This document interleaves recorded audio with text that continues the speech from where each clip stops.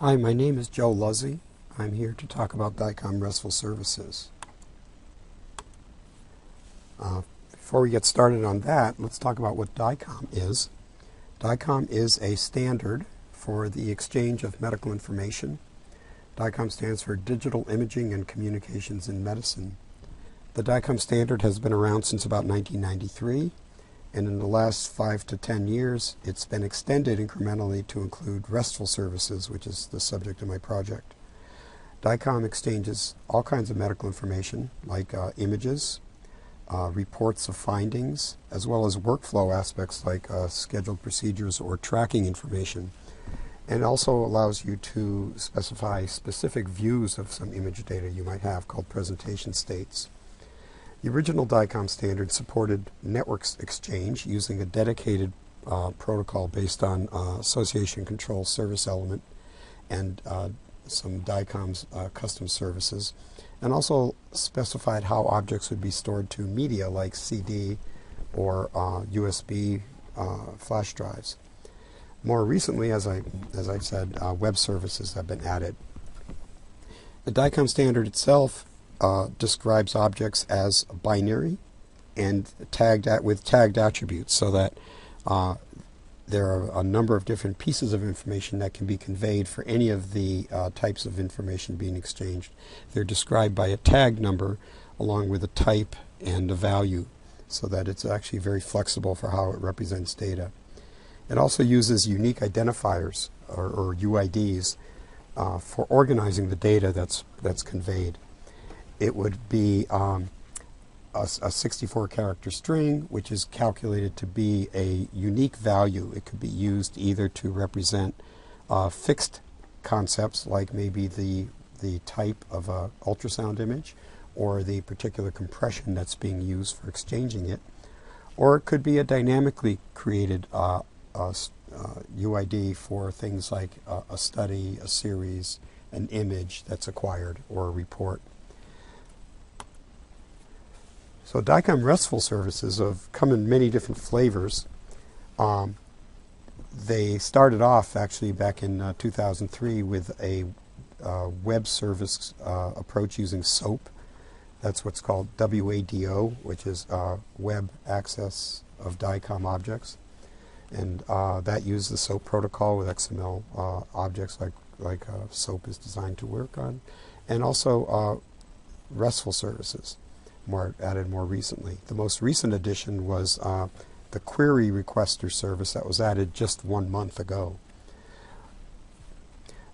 So you could use a variety of these services to convey information in a medical environment. My particular project is on the bottom one there, which is called the storage over the web RESTful service. So this is a typical environment that you would use the RESTful services in. You may, for example, have a cloud server that is used to collect objects that are uploaded from an object producer, such as an imaging modality device like an ultrasound system or a CT scanner, and then maybe retrieved either in DICOM format or in JPEG format after using the query service to look up the UIDs of the particular objects you may want to download based on patient information like patient name or ID. So my particular project scope, because the service is so rich, there are so many services and there are so many options within each service, I've chosen to implement the storage option, where a client producing device would use this HTTP post to upload DICOM objects to a RESTful web service. Even within the STOW-RS service, there are many options. For example, you can upload based on these DICOM files, which are the binary media storage files, or you could break things up and upload based on meta information and bulk data, like pixel data, separately. And I chose to implement just the DICOM Part 10 media files only. The service is also capable of uploading multiple instances per post, and I've implemented a single instance upload. And ultimately, you're going to want to, once you reach this web service, it's ideally put into a database to keep track of what images we have, what objects we have, and also where they might be found. And you might store the objects themselves on either S3 storage or Glacier storage, to name some of the Amazon services. For my project, I've only stored them locally, and I'll explain a little while later why that is.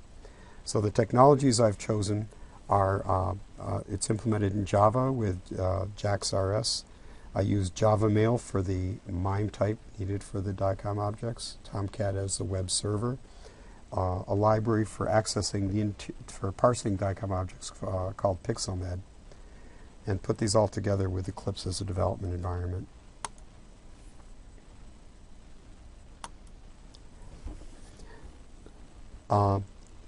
The details of how the store over the web service works are as follows.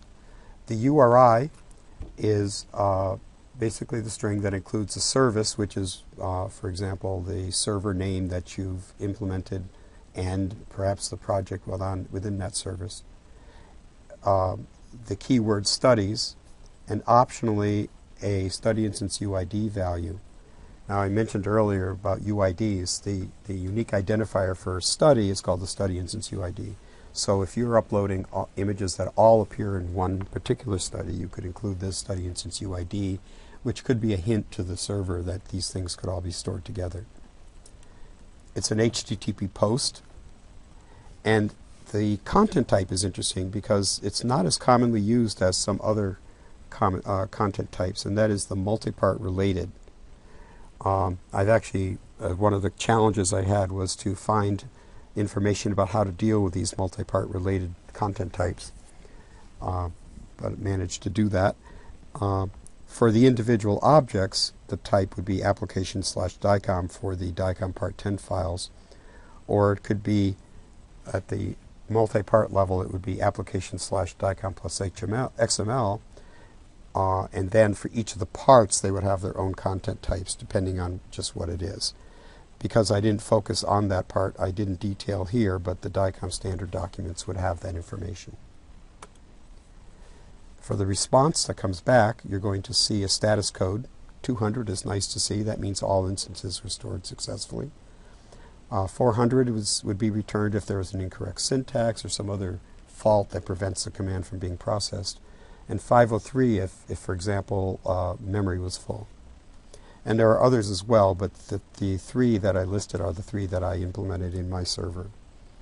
The message body, for everything but the 400, would have an XML content that includes a list of the stored instances, a list of instances that failed to store. For example, if you get back, there's a status code, I think 203, which says that not all but some instances were stored. And then URLs for using the WADO-UWI service to, URI service to retrieve the individual URLs with that service. The list of challenges is long. I had quite a few struggles with this. Part of it was my lack of familiarity with some of the technologies. Part of it were other reasons having to do with the difficulty of finding some information. But I'll list them here with just a short description. First of all, I had to learn the DICOM RESTful standard. I was totally unfamiliar with that, although I was very familiar with the rest of the DICOM standard. So it took me a number of hours to appreciate just how broad it was. It was actually more rich than I thought it was when I proposed the project. So it was necessary to implement that small subset I described. I considered some other language environments like Python and the WCF, the Communications Foundation for Windows, and decided to stay with the Java that we used in one of our homework assignments. I needed to be able to grab the contents of some of these objects, so I found a Java library from an organization called PixelMed, which I was already familiar with from my work with DICOM, and that worked out very well. But it required me to poke around for a while to find it. Multi-part related is not a very commonly used object type or content type, very commonly I found things on multipart slash form data, but as far as multipart slash related, it wasn't as easy to locate.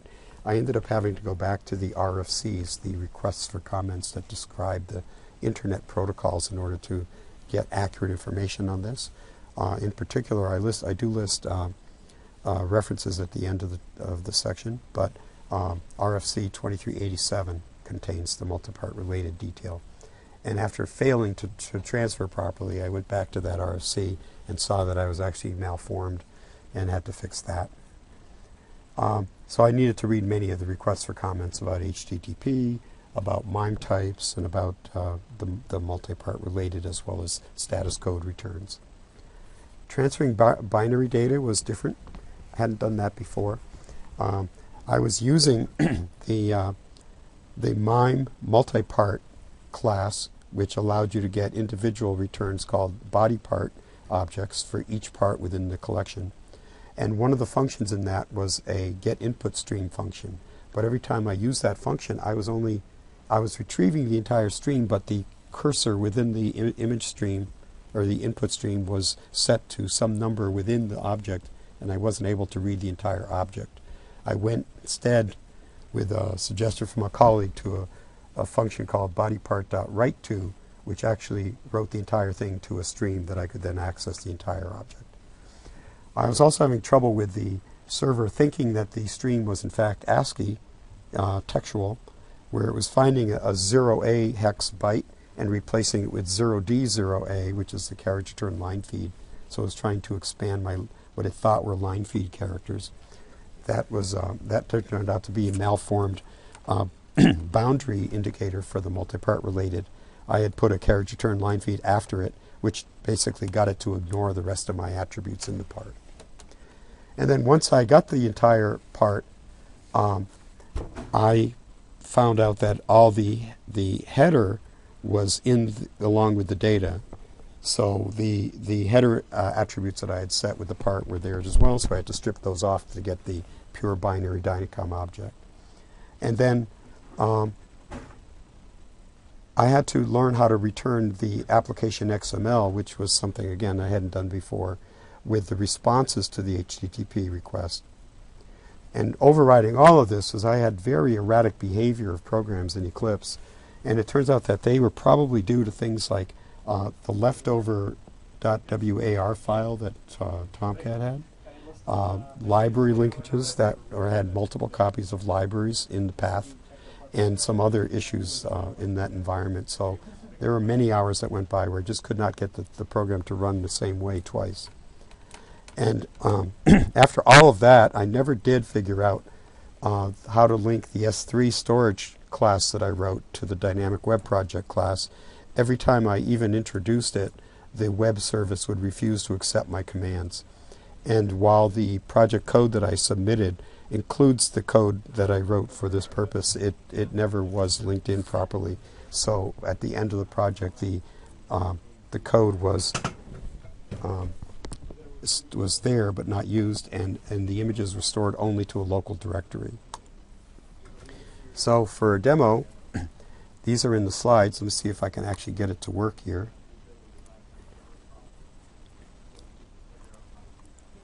So what I have here on the right is the Tomcat server. What I have here on the left is my client environment. It's all keyed up here, ready to fire the DICOM_producer.jar. And I see that I wanted to go to the, I have an alternative one that has the, goes through the TCP monitor.